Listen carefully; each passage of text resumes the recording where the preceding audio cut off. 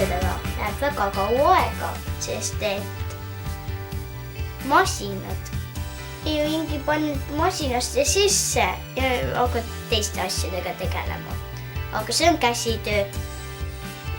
Ma olen teinud asju umbes kella 6-ni. Kella 1-st 6-ni.